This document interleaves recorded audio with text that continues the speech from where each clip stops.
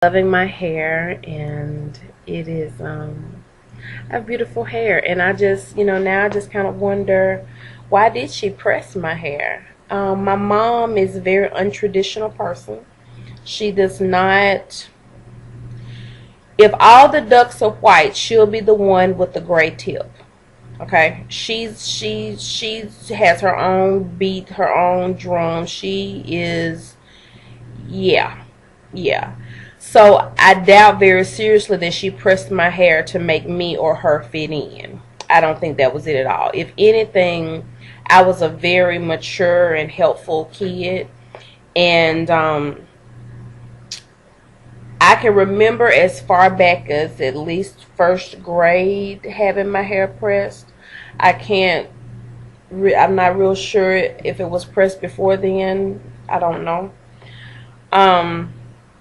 But I know I've seen some pictures where it was blown out, I guess. I don't know. But maybe she did it to make it more manageable for me, because I would play and comb in my hair. I was able, in second grade, first and second grade, I did my hair for school. Now I couldn't part worth a flip. But if I go in and I say, Mama, part my hair across here, or Mama, part my hair down the middle, she would part it, I would hold it, and go back to my room. So beyond her getting it to a point of manageability, I did my hair. I was I was an interesting little girl. I was that little girl that didn't let people sit on her bed. My room was very neat, very organized. I shared with my sister, and that was a problem for me because she and I were different at that time. Now I think she's a little OCD, and I'm the one going, that dirt ain't gonna kill us. It'll be all right. But I got 4 children, and sometimes my husband and I ain't on the same page, and it's like, you know what? I'll be stressed out in the hospital, and this house still be dirty. So may as well just sit here. I may as well sit here and be happy, and manage it when I can, and try to teach these children or whatever, whatever. But yeah, so I just kind of got to thinking, why did Mom press my hair? And I'm gonna have to, whenever we talk, I'm gonna have to ask her and see if we can get some dialogue about it, and tell her what I think about it now, because my mom wears dreads now, and she's been natural. Let's see, that was before I had the twins. So, and I never refer to my girls as the twins, so, write it down.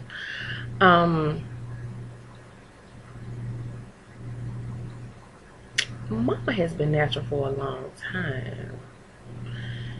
Her dreads are down her back, and they are beautiful. Oh, they are beautiful.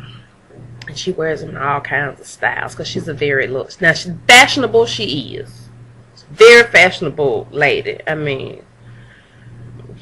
She gonna dress. And my mama's a heavy lady, but she always looks good. She loves her body. That's another video. Okay, anyhow. But yeah, she and I hope we'll get a chance to talk about my hair and see, what her thought process was about my hair, and why did she begin pressing it, and was it just because she wanted to make where I could manage it, because probably if I probably would not have been successful with it the way it was. And then again, I don't know, I don't know, but I'm realizing I do not have the hair I thought I had. My hair lays down. My hair is smooth. And you find the right product, and it's on and popping. It's on and popping. So braids a lot. We had every bead design known to man. I remember when wooden beads first came out, and we had wooden beads, and we would have, and she didn't string beads all the way up our hair. You'd have beads maybe this far, on the ends of it, and our hair were long. And I do have a picture like that I may find and put out here for y'all. But our hair was in braids in the summertime, and and the beads, and I mean it would stay up for a long time. She did not shampoo our hair when our hair was braided.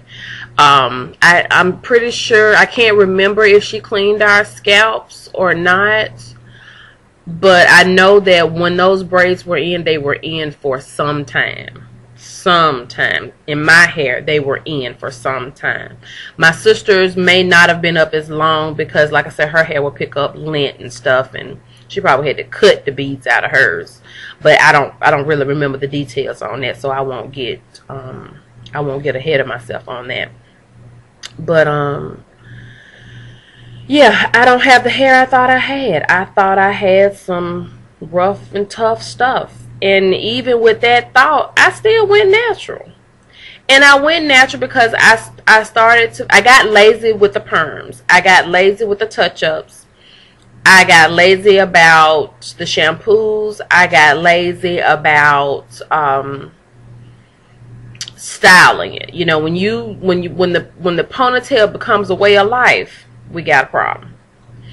And I would look at it and I would comb my hair and it would look like dry hay flying across the bathroom, you know.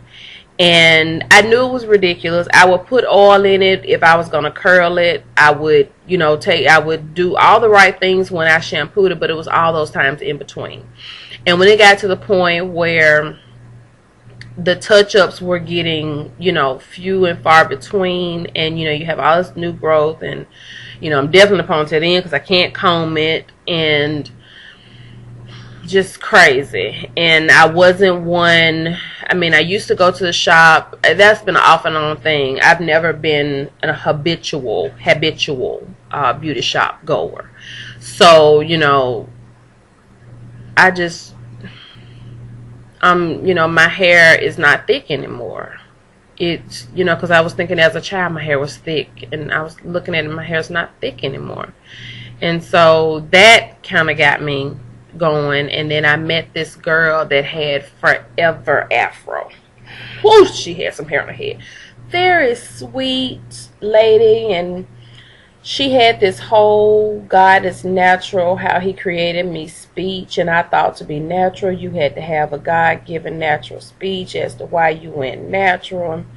But she kind of stuck in my head, and that kind of got me going on the whole thing. So I started transition, I think like that October, and I said, okay, that's it, I'm not going to relax my hair anymore. So then I prepared myself for what I thought to be bad hair days. I was like, my hair's just not going to be perfect. I'll just make it, make do. So I wore a little Pocahontas, where you twist up this and have it tied back and the rest hanging down. I did that, and my hair was on my neck. Or down my shoulders rather. And I did that for a while, and I bought a wig, and one of my friends didn't like it. And so for a Christmas present, she paid for me to get Kinky Twist, my first Kinky Twist. And I loved them. I was scared to death because weave has never been my thing. Wigs have never been my thing. So I was scared. But it turned out so pretty 6 hours later. But it was so pretty. Sore, but beautiful. And so I transitioned on that for 3 months. When I went to take them down, I did not know about matting. And when my girlfriend and I got them out and we shampooed my hair, balled it all up, shampooed as normal, we couldn't comb it. And this was February. We couldn't comb it. We put scarves and tied my wet head down, and we ran to Sally's and, kind of raided the aisles for the best detangler they had. And I think I bought maybe 2, 3 bottles of something. We came back, we sprayed, we rinsed it again. My hair was in clumps, and we could not figure out what is wrong. So, me being who I am, I've always looked at it, and I've said before that I took my hair growth for granted. Or took my hair for granted. So, I'll pull out a pair of scissors in a minute because hair will grow back. So, I start cutting it. And I cut about half of it out then because I said I don't need it anyway. So I just cut it down to where we could start to manage it, because pretty much those clumps were, you know, they weren't at the scalp, they were down on pretty much the processed hair. So I started cutting, and she was screaming and chasing me with the scissors, and I get so far and snap some more, and by the time I had a good bit of it, she just stood there and she just watched me like, you just crazy. She said, you just crazy. And she called my husband. She's like, your wife is crazy. And he looked at me and he was like, that's how she do. You know, I mean, there was no surprise in me. Like, yeah, that's all. That's what she do. So we cut it. I cut about half of it off, and we got it combed and went through it, and you know, I did the usual, you know, like I said, still thinking bad hair days, and I went on like that. Well,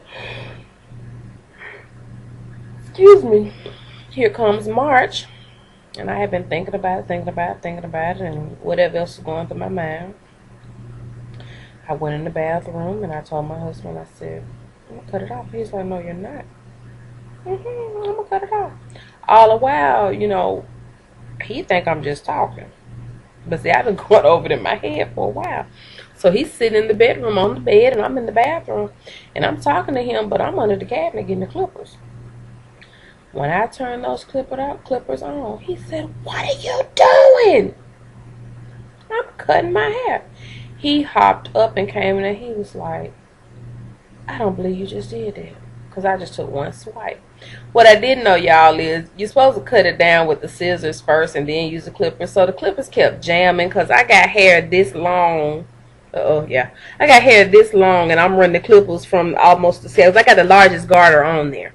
And I'm going from here. And the clippers the hair just like, what? What you want me to do? I'm choking the clippers. So he actually came in at that point and he helped me do it. So he and I stood in the bathroom, and we took pictures with his phone, and the pictures got lost, and I was so sad. But he and I went through my hair, and we got all of it off, and we changed the garter, and we got it till it was just my hair. And he was like, you know, he's so sweet. He's I want to say he said he liked it, but he still was in, girl, what I'm gonna do with you? What I'm gonna do with you? So we got through with that, and every morning I would wet my hair in the shower, and I love being able to do that. And I brushed it to the back. I used Pantene for colored hair shampoo conditioner, and I used and those were the 3 things that I used in my hair every day. Yeah, I doubt if she goes natural. My son's girlfriend, she has long curly hair, and she doesn't know from one day to the next what she wants to do, but she has beautiful braided hair too. I got her using coconut oil, y'all. Yeah, so I was excited about that. Well, I think that's enough about me loving my hair and my hair as a child. So let me think of something else to talk about, and I'll see you in the next video. It is 2:42 a.m. Bye-bye.